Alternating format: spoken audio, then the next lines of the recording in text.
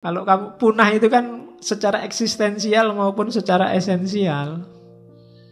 Kamu main game terus sekarang, ya mungkin masih hidup, tapi waktumu habis sia-sia. Temanmu sudah ngapain, kamu masih ngapain. Assalamualaikum warahmatullahi wabarakatuh. Kembali lagi di channel saya Filsafat Online. Kali ini kita akan melanjutkan lagi pengajian bersama Pak Fadrin Faiz dengan tema Stoikisme episode 3. Sebelum kita mulai, mari kita baca basmalah bersama. Bismillahirrahmanirrahim. Tanpa perlu lama-lama, mari kita mulai. Ini teori self-preservation. Apa ndak boleh, Pak? Kita punya hobi, punya kesenangan, ingin kaya, ingin kepuasan tertentu, boleh. Cuma hati-hati melampiaskannya. Self-preservation itu melestarikan dirinya sendiri. Biar hidupmu enak, hidupmu nyaman, hidupmu bahagia. Hakmu untuk makan enak, hakmu untuk tidur nyenyak, hakmu untuk seneng-seneng, ya self-preservation itu. Tapi kayak Epikuros kemarin, jangan sampai kontraproduktif. Maunya seneng-seneng akhirnya susah.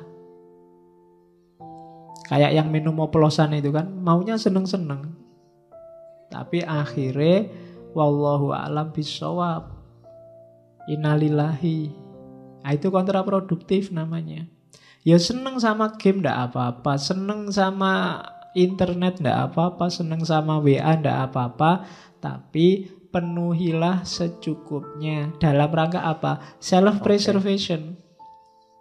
Self-preservation itu melestarikan dirimu biar nggak cepat punah. Baik. Loh, yo, kalau kamu punah itu kan secara eksistensial maupun secara esensial. Kamu main game terus sekarang, ya mungkin masih hidup, tapi waktumu habis sia-sia. Temanmu sudah ngapain, kamu masih ngapain. Oke, jadi self-preservation. Jaga dirimu, lestarikan dirimu. Kalau ada yang kamu senengi, ya puaskan secukupnya. Kalau ada yang kamu takuti, ya kendalikan secukupnya, dan seterusnya. Biar kamu tetap lestari jadi manusia. Kalau enggak, ya dirimu bisa punah nanti. Kamu yang sejati enggak keluar. Yang keluar kamu yang iseng, kamu yang seneng-seneng, kamu yang bukan aslinya. Karena kamu enggak memberikan sepenuhnya.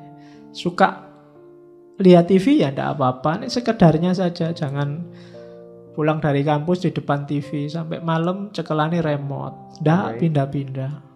Acaranya enggak enak semua, ya enggak apa-apa, ganti channel. Oke, itu enggak self-preservation namanya. Terus, jadi ini ya, ini pikiran-pikirannya diawali dari Zeno. Nanti kita lihat gagasan-gagasan tokoh-tokoh utamanya satu-satu. Ya, ini katanya Marcus lagi. He who lives in harmony with himself live in harmony with the universe. Ia yang hidup harmonis dengan dirinya sendiri akan hidup harmonis dengan alam semesta. Kalau kamu sama dirimu sendiri nggak harmonis, ya kamu nggak mungkin harmonis dengan alam. Kamu sama dirimu sendiri nggak damai. Nggak damai itu bisa pikiran sama perbuatanmu beda. Bisa antar pikiran kamu nggak jelas antara ya dan tidak. Itu namanya nggak harmonis.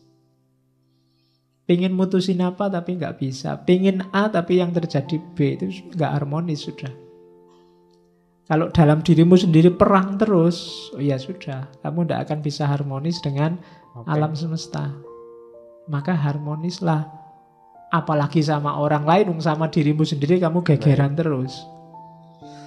Gimana sih aku ini, bikin malu aja. Gimana sih aku ini, kan sering gitu kan. Kok bodoh banget ya aku ini tadi. Nah itu kamu sama dirimu sendiri aja gegeran. Apalagi sama orang lain. Maka he who lives in harmony with himself lives in harmony with the universe. Itu Marcus Aurelius. Oke. Ini selanjutnya katanya Zeno.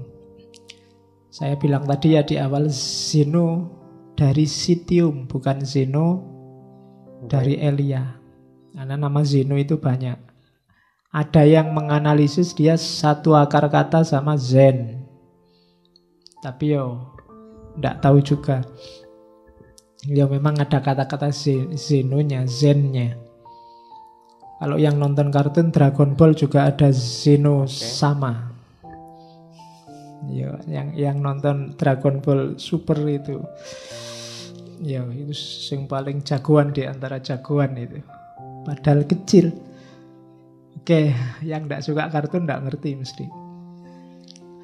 Terus tidak ada ini katanya, yang bisa mengusik kebahagiaan orang yang makomnya sudah wise, sudah bijaksana. Orang bijaksana itu tidak bisa sumpek. Kenapa? Tidak ada yang bisa mempengaruhi dia. Dia sudah kokoh. Uraiannya begini, misalnya,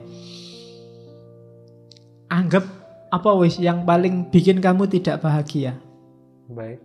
Wah, saya nggak bahagia karena nggak lulus-lulus. Saya nggak bahagia karena kan banyak itu kamu munculkan di pikiranmu. Terus kamu galau. Kuncinya sebenarnya sederhana. Kamu jadi galau karena macam-macam tadi, karena kamu pedulikan semua itu. Baik. Cara paling gampang menghadapi itu semua, ndak usah dipedulikan. Ndak usah dimunculkan di pikiranmu, selesai. Pak, tesisku lho Pak, ndak dadi-dadi. Lah salah mbok pikir terus. Emangnya nek mbok pikir terus tesismu jadi tiba-tiba, kan enggak? Iya kan? Ya udah dikerjain aja tanpa harus galau. Wah ya memang satu-satunya jalan dikerjain. Ngapain energinya double, satu buat ngerjain, satu buat galau? Ya kerjain aja, nggak pakai galau. Yang bikin galau kan karena kamu tampilkan sendiri di pikiranmu, terus kamu sumpekkan dirimu. Baik. Kamu sumpekkan sendiri dirimu. Itu yang kuncinya sehingga kamu sumpek hidupmu. Wah ini ndak bisa Pak, saya mikir nggak ketemu jawabannya. Ya sudah, kalau nggak ketemu ngapain dipikir terus? Wong ndak bisa ketemu jawabannya. Ya sudah, kalau bahasa fikihnya mauquf aja. Kalau ada masalah mauquf, ndak bisa dijawab, selesai. Nggak usah dipikir terus. Wong dipikir jelas-jelas kamu ndak bisa jawab kok. Biarin aja. Nah, jadi kuncinya apa? Biar kamu nggak sumpek, nggak usah dibikin sumpek. Kalau nggak bisa dikerjain, ya nggak usah dikerjain. Kalau bisa, ya kerjain semampumu. Kan cuma itu dok rumusnya. Jadi orang yang bijaksana itu nggak bisa sumpek. Makanya kalau diilustrasikan film-film itu, bagian tokoh yang bijaksana kan mesti senyum terus, nggak pernah merengut, karena nggak ada yang bikin dia sumpek. Nggak bisa ya sudah, memang nggak bisa. Baik. Ada kata-kata seperti ini ya, tidak ada yang bisa mengusik kebahagiaan orang yang sudah bijaksana, orang yang makomnya sudah bijaksana. Karena orang yang bijaksana itu biasanya dia mampu mengendalikan pikirannya ya, tidak mudah dipengaruhi oleh hal-hal yang di luar dirinya.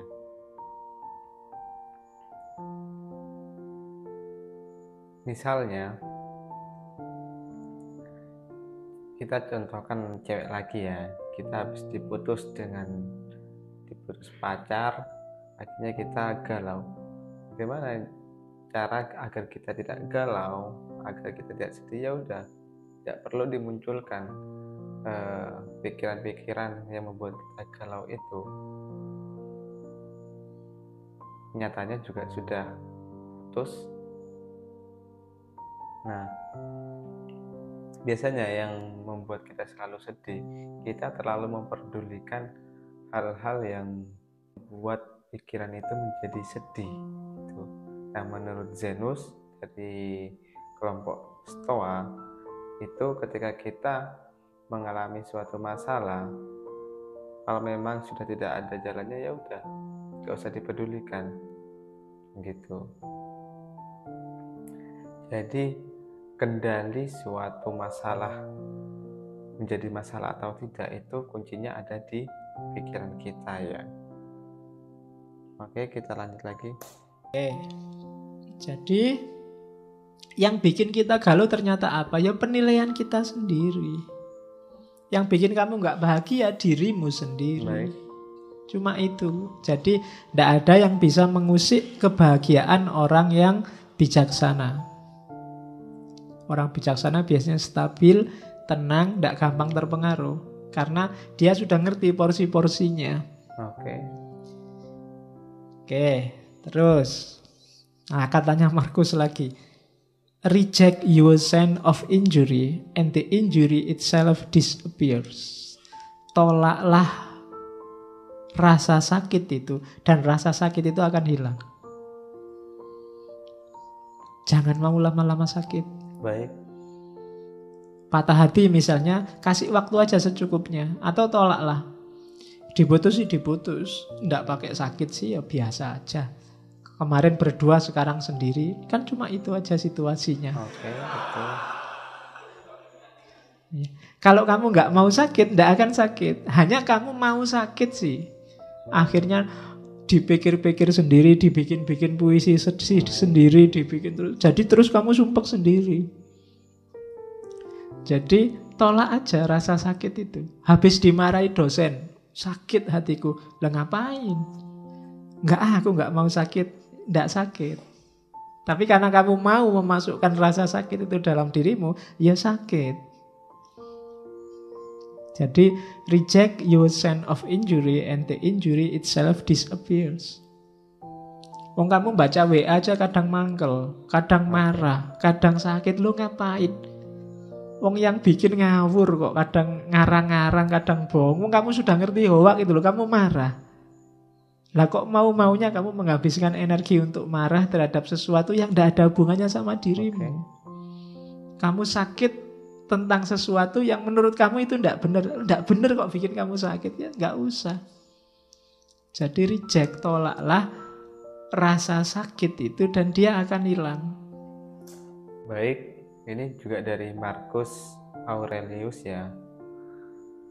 Menurut dia yaitu reject your sense of injury and the injury itself disappears.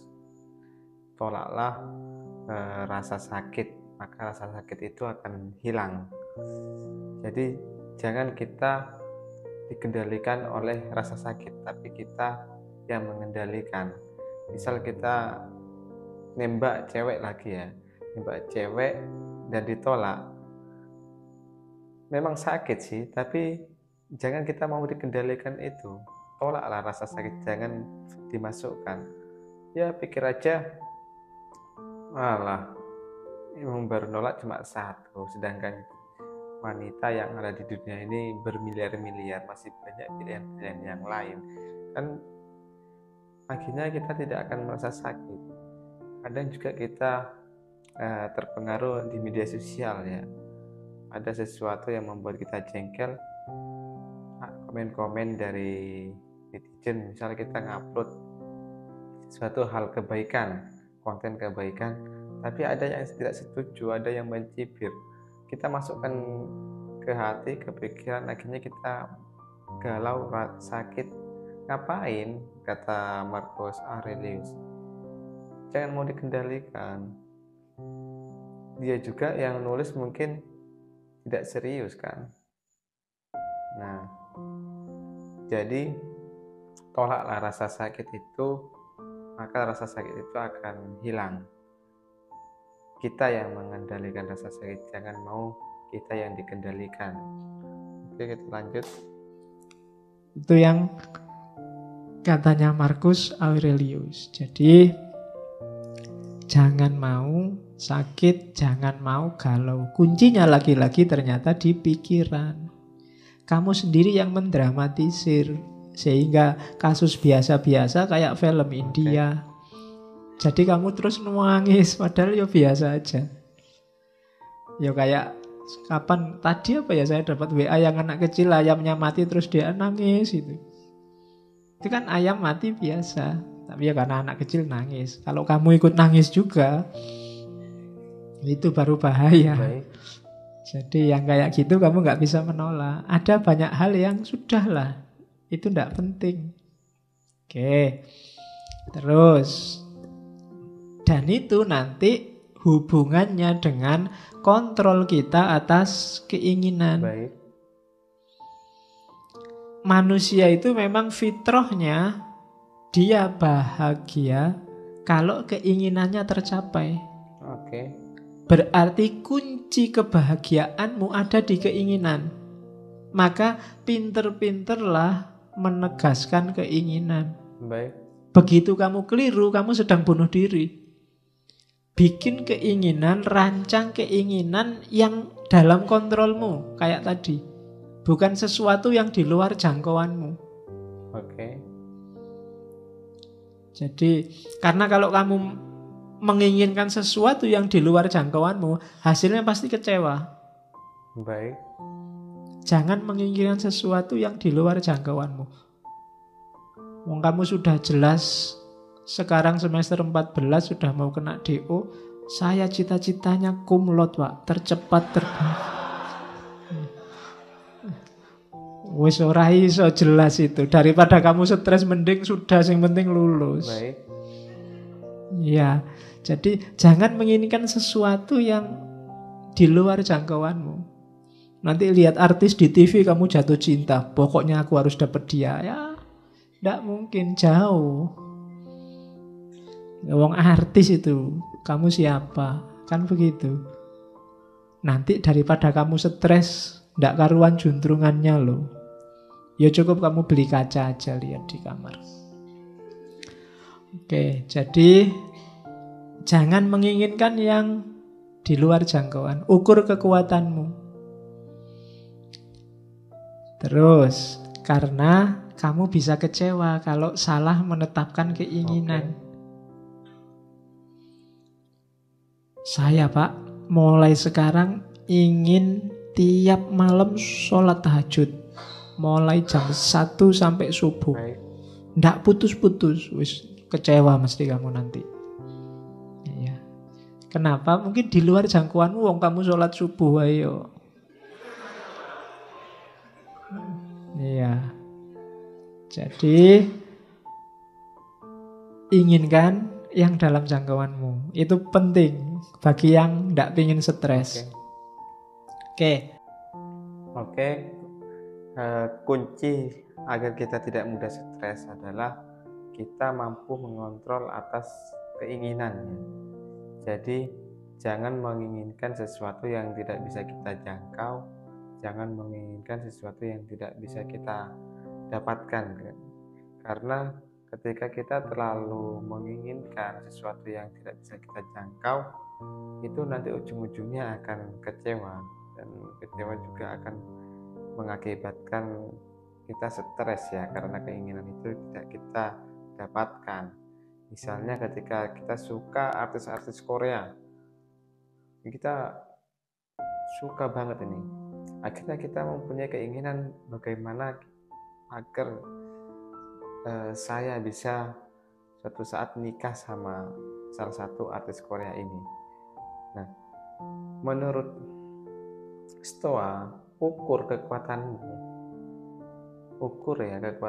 jangan menginginkan sesuatu yang tidak bisa kita jangkau, sedangkan kita adalah orang biasa dan yang kita inginkan adalah artis Korea papan atas. Akhirnya kita, ketika keinginan itu tidak kita dapatkan, maka akhirnya kecewa seperti itu. Jadi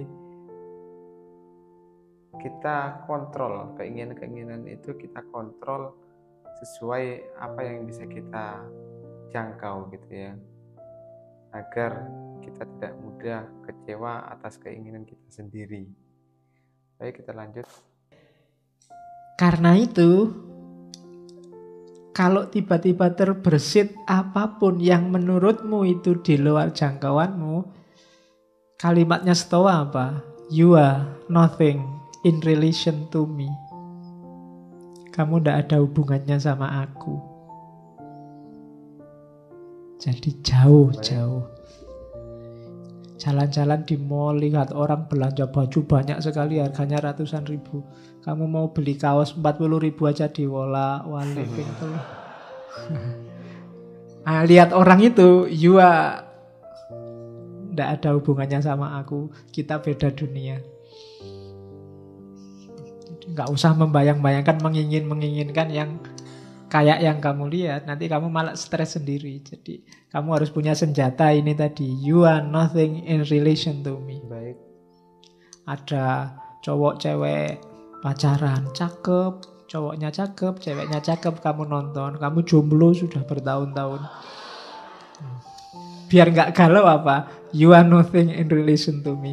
Kamu nggak ada hubungannya sama aku. Kita dunianya beda. Nah, lo itu lebih simple. Lah daripada kamu stres, kamu mangkel marah, malah menghabiskan energi kayak tadi untuk yang sia-sia. Biarin aja lah. Mereka punya dunia sendiri, aku punya dunia sendiri. Aku cukup nonton TV sendirian, di kamar sendirian, makan sendiri, masak sendiri. Oke. Yuk bikinlah nanti narasi-narasi untuk lebih baik sendiri, lebih merdeka sendiri. Sudah apa-apa lah untuk menghibur diri. Jadi inginkan yang bisa kamu kontrol. Untuk yang tidak bisa kamu kontrol, kok tiba-tiba kamu berhasrat, katakan you are nothing in relation to me. Kamu tidak nyambung lagi, kita frekuensinya beda. Nah gitu aja kan, lebih nyaman, lebih enak daripada kamu stres. Ada orang dinasehati baik-baik nggak manut, oh ya sudah, you are nothing in relation to me, kita beda jalur. Baik. Kan gitu. Kamu kan sering begitu, ada orang pikirannya beda sama kamu, terus kamu marah-marahin, dia juga marah-marahin kamu. Frekuensinya beda, dia apa-apain ya nggak nyambung. Tinggal kamu putus saja, ya kita frekuensinya beda. You are nothing in relation to me. Kita beda dunia. Nah, jadi itu caranya untuk bahagia. Kontrol keinginan. Dari situlah nanti kamu ketemu kebebasan. Kalau ada yang tanya bebas itu apa? Bebas itu inginkan yang berada dalam kontrolmu. Jangan inginkan sesuatu yang berada dalam kontrol orang lain. Baik. Kalau cita-citamu menginginkan sesuatu yang jadi milik atau dikontrol orang lain, maka saat itu juga kamu jadi budak. Oke. Budaknya siapa? Budaknya orang lain yang mengontrol keinginanmu tadi. Kalau cita-citamu misalnya jadi PNS dan menurutmu di luar kontrolmu, maka kamu akan jadi budak orang yang mengontrol penerimaan PNS. Oke. Kalau cita-citamu ndak jomblo lagi, punya pasangan, padahal di luar kontrolmu, kamu akan dikontrol orang yang bisa ngasih kamu pasangan atau menjanjikanmu jadi pasangannya. Baik. Ya kan? Kalau cita-citamu harta, padahal itu belum waktunya dan di luar kontrolmu, maka kamu akan jadi budak orang yang bisa memberikanmu harta. Oke. Namanya jadi nggak bebas. Maka kalau kamu ingin bebas yang sejati, inginkan yang hanya dalam kontrolmu saja. Yang di luar kontrolmu nggak usah diinginkan. Jangankan di luar kontrolnya orang lain, di luar kontrolnya Allah pun jangan ditagih-tagih ya Allah kok dulu aku anaknya orang desa, mbok aku anaknya presiden apa anaknya menteri. Ya kalau kamu yang diinginkan itu, kamu jadi tidak bebas. Kebebasan itu inginkan yang dalam kontrolmu. Jangan nagih sesuatu yang di luar kekuasaanmu. Oke. Dan kamu nggak dosa kok kalau hanya menginginkan yang dalam kontrolmu. Nggak apa-apa, wong kekuasaanmu cuma itu. Agama kan mengajarkan begitu. Kalau kamu sholat nggak kuat berdiri, ya duduk. Nggak usah iri dengan orang yang bisa berdiri. Baik. Yang berdiri juga begitu. Jangan iri, enak ya itu sholatnya duduk. Kalau pengen sholat duduk, sakit dulu. Kan begitu. Masing-masing punya jatahnya sendiri-sendiri. Oke. Ya mungkin jatahmu sekarang masih jomblo, yang lain jatahnya sudah punya pasangan. Itu biasa. Baik. Jadi Tidak harus menginginkan yang di luar kuasamu. Kecuali janjane sudah dalam kuasamu, kamu nggak jomblo lagi. Tapi kamu milih jomblo, wah itu rasake dhewe nanti. Iya, kamu akan galau mesti. Harusnya kamu ambil, tidak kamu ambil. Jadi bebas yang sejati itu apa? Bebas yang sejati itu menginginkan yang dalam kontrolmu, bukan yang di luar kontrol. Mari kita demo biar Donald Trump gak jadi presiden Amerika lagi. Kejauhan. Hasilnya mesti stres. Jadi ya yang deket-deket lah. Terlalu jauh kalau Donald Trump. Ya orang Indonesia ya presiden Indonesia. Kalau gak kuat ya gubernur, gak kuat ya bupati. Kalau masih gak kuat ya Pak RT, Pak RW misalnya loh. Itu kan dalam jangkauanmu, bukan yang di luar jangkauanmu. Kalau mimpimu terlalu besar, hasilnya kecewa. Atau kamu jadi budak yang bisa mewujudkan mimpimu. Jadi bebaslah. Bebaslah berarti apa? Inginkan hanya yang berada dalam jangkauanmu. Terus. Dan terakhir ini ada kebebasan ya. Kebebasan menurut Stoa itu adalah ketika kita menginginkan sesuatu yang ada di kendali kita gitu ya, bukan menginginkan sesuatu yang di luar kendali kita. Oke, mungkin itu dari kita. Mohon maaf apabila ada kata yang salah. Wallahul muwaffiq ila aqwamit thoriq. Wassalamualaikum warahmatullahi wabarakatuh.